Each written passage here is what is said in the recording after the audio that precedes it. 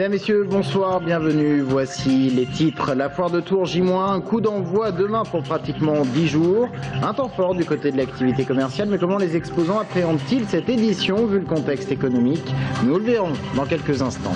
Dans les coulisses du tram, et ce soir, focus sur les œuvres de Buren, fabriquées en ce moment dans des ateliers d'entreprise tourangelle. Et puis enfin, le Tours Volleyball prend un sérieux avantage sur son concurrent Paris dans le cadre de la finale du championnat de Liga. Les Tourangeaux se sont imposés à la capitale 3-7-1. Match retour dimanche à Tours. Mais avant de développer ces titres, le Cannabis Social Club de Touraine une nouvelle fois confronté à la justice. Cette fois-ci, ce sont les suites du dépôt des statuts de l'association en préfecture. Le procureur de la République de Tours avait demandé la dissolution de l'association. Rendez-vous était donc donné aujourd'hui au tribunal de Tours. Délibéré au mois de juin, Dominique Brock, le porte-parole de ces clubs, était présent aujourd'hui accompagné de son avocat que l'on écoute. Je suis assez surpris puisque, comme je l'avais plaidé en correctionnel, il faut sortir de l'hypocrisie et assigner aujourd'hui ces associations, c'est-à-dire dire il faut passer à autre chose et il ne faut pas créer des associations pour combattre cela. Je pense que c'est une hypocrisie complète. Il faut ouvrir les yeux. Il y a eu des rapports, plusieurs rapports qui ont été faits, mais un que j'ai cité qui est celui de Daniel Vaillant. On a aujourd'hui 14 millions de personnes en France qui ont expérimenté le cannabis. On ne peut pas se voiler la face et dire qu'il n'existe pas un problème du cannabis. Propos recueillis par Angélique Mangon. Les manifestations traditionnelles du 1er mai hier à Tours, et elles n'ont pas rassemblé grand monde en raison notamment de la pluie. D'un côté, vous allez le voir, CGT, FSU et Solidaire, au départ de la place de la Liberté, 800 personnes environ pour dénoncer notamment l'austérité. Et puis de l'autre, FO et un défilé dans le vieux Tours pour s'opposer, je cite, à une logique ultra-libérale dans la politique européenne. Et ce 1er mai, c'était aussi le jour qui avait été choisi pour une nouvelle mobilisation des opposants au mariage pour tous. Manifestation régionale à Tours, au moins 1300 personnes en fin d'après-midi entre le pont Wilson et la place des Halles, ainsi que l'hôtel de ville, où un petit moment de tension a été observé. Des jeunes avaient choisi de manifester leur opposition à la manifestation. Les policiers se sont préventivement interposés. Vous le voyez à l'image. Coup d'envoi demain de la foire de Tours. 200 000 visiteurs sont attendus pendant 10 jours au Parc Expo de Tours. 700 exposants présents, un rendez-vous très commercial où l'on est censé faire des bonnes affaires. Mais au vu de la conjoncture économique, comment les exposants appréhendent-ils cette édition? Eh bien, on voit cela avec Isole Berger. Plus que quelques heures avant l'ouverture des portes au public. Dans le grand hall, les commerçants se pressent d'installer leurs stands. Comme chaque année, 200 000 personnes sont attendues sur les 2 semaines de la foire expo de Tours. Mais les visiteurs seront-ils vraiment là pour acheter ou seulement pour la promenade? On va dire que depuis 5-6 ans, ça stagne au niveau des ventes. Mais après, l'objectif, effectivement, on est là, on fait la foire de Tours, ça reste toujours une très bonne foire. Dans les allées, on trouve de tout, de l'habillement à la cuisine équipée en passant par les services. Mais ce que cherche le consommateur, c'est la qualité. On a une gamme qui est très chère, mais on s'aperçoit qu'avec la crise, justement, le produit très cher, il est plus en vogue que le produit pas cher. Alors les exposants n'hésitent pas à mettre en avant leurs produits innovants et le luxe tire son épingle du jeu. Un bon spa, ça démarre à 10 000 € et ça peut aller jusqu'à 25 000 30 000 €. On est très très content. On va sans doute même augmenter le chiffre par rapport à l'année dernière. Même tendance du côté des restaurateurs avec un nouveau stand caviar et champagne. On va essayer de démocratiser un peu l'image du caviar en proposant des petits apéritifs, des petits hors-d'œuvre de caviar. Donc vous aurez 1 gramme de caviar avec une petite tartine avec du comté ou de la bruschetta pour 5 € à peu près. Rassurez-vous, les amateurs de saucissons ne seront tout de même pas oubliés. Le tram de Tours et son volet culturel, nous vous en avons déjà parlé, un peu plus de 2 millions d'euros est consacré à l'art avec des œuvres signées Buren, des œuvres qui sont en partie fabriquées en local. C'est le cas de celles qui orneront les stations, le mur de la gare ou encore la place Choiseul. 2 entreprises concernées, l'une à Tours, l'autre à Mettray. Visite guidée avec Mickaël Briffaut. En tout, cette entreprise a assemblé pas moins de 1,3 km de lignes blanches et noires pour former des dalles aux couleurs de Buren. Et ce sont justement ces dalles qui seront posées à toutes les stations pour venir s'aligner exactement avec les motifs du tramway. Et pour respecter l'œuvre imaginée par l'artiste, le cahier des charges est millimétré. Contrairement à d'autres produits comme de la céramique par exemple, où là on est obligé de faire des joints, nous la difficulté c'était justement de faire l'assemblage de façon à ce qu'il n'y ait aucun joint entre les bandes, puisque les bandes devaient avoir un respect de 87 mm par bande, donc comme il y a 7 bandes, il fallait respecter la largeur de 609 mm pour être précis. Donc ce qui fait qu'il fallait avoir quasiment aucun joint.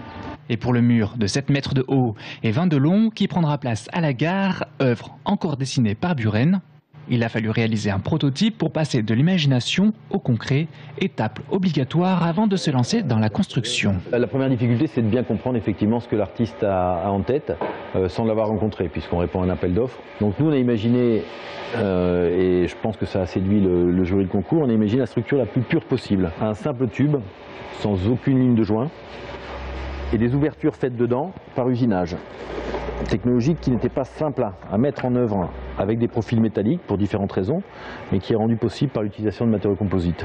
Mais c'était sans compter les transformations de dernière minute qui ne doivent en rien modifier le délai de livraison, déjà fixé au 31 août 2013. On vient par exemple de découvrir qu'il y aurait une mise en valeur de l'ouvrage beaucoup plus efficace et esthétiquement intéressante en éclairant à l'intérieur des tubes par des systèmes de LED que de le faire depuis le sol comme c'était prévu initialement.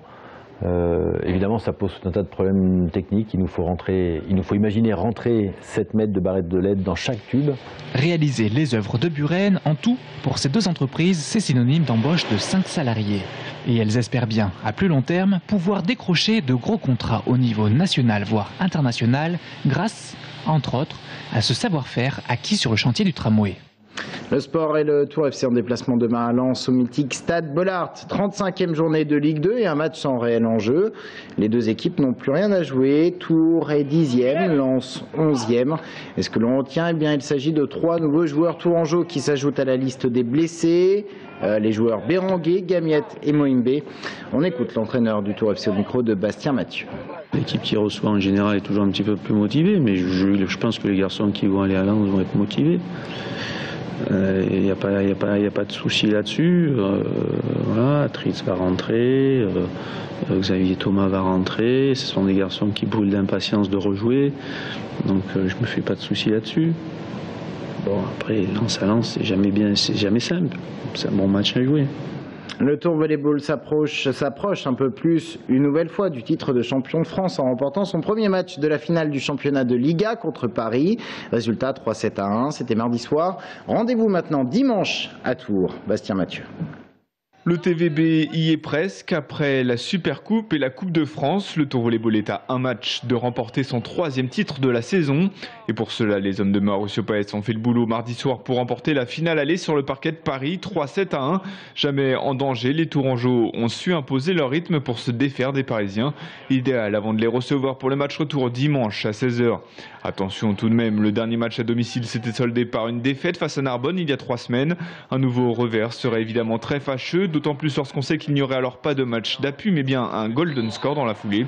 C'est-à-dire un nouveau set en 15 points pour départager les deux équipes.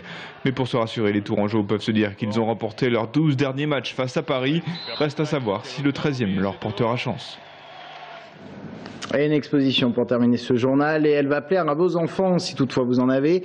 L'appétit vient en lisant, voilà pour le nom de l'exposition. C'est un hommage à Rabelais et à sa littérature qui a laissé une large place à la gastronomie à travers des personnages emblématiques tels Pantagruel ou Gargantua. Et cela se passe bien sûr au musée Rabelais à la Devinière, c'est à Seuilly dans l'ouest de l'Indre-et-Loire. Brian Bock. Il était une fois le haricot magique, ou bien encore la pomme empoisonnée de Blanche-Neige. Nous revoilà replongés dans ces contes qui ont bercé notre enfance, mêlant alimentation et littérature. Laurence Bartomeuf a souhaité retranscrire cet univers à travers l'exposition « L'appétit vient en lisant ». Elle nous raconte quelle a été la source d'inspiration. Dans le livre Les mystères des contes croqués, le personnage de Pantagruel dévore la maison d'Hansel et Gretel, et la sorcière se retrouve sans toit et sans maison, et Hansel et Gretel n'ont plus de maison. Et en fait, ça a été une des sources d'inspiration, ce livre pour enfants, qui nous a inspiré cette exposition. Et ce n'est pas par hasard que cette exposition a pris place dans la maison même de Rabelais, puisque c'est lui qui a écrit les contes de Pantagruel et de Gargantua, des contes où la nourriture est bien présente. Ce sont deux univers qui se rencontrent, l'univers de Rabelais et l'univers de créateurs, donc d'artistes actuels, italiens, puisque c'est une collaboration franco-italienne qui permet, je dirais, d'aller plus loin que Rabelais et de montrer que la table a toujours été un ciment, une inspiration pour les écrivains. Dans la cave, à travers un parcours ludique, les petits comme les grands peuvent découvrir ou redécouvrir comment l'alimentation a été traitée par des écrivains. On retrouve le café d'Honoré de Balzac, la madeleine de Proust ou bien la soupe de poireaux pommes de terre de Marguerite Dumas. Je m'y amuse comme une petite fille parce que je redécouvre cette cave que je connais très très bien. Mais avec toute cette exposition, ça devient un jeu. Je suis émerveillé. Vraiment, c'est quelque chose qui me séduit. Très agréable pour les enfants en particulier, mais pour les adultes aussi, je trouve ça très drôle. La notion de nourriture est vraiment présente dans toute la littérature. Et là, c'est vrai que tout est bien mis en décor et c'est très beau. L'exposition éveille ainsi l'imagination et la curiosité des visiteurs, tout en donnant envie de lire. L'appétit vient en lisant se tient au musée Rabelais jusqu'à la fin de l'année. Fin de cette édition, merci de l'avoir suivi. Restez avec nous dans un instant, on parle des transports en commun de Tours. Nous recevons le directeur de Fil Bleu, c'est dans quelques secondes, à tout de suite.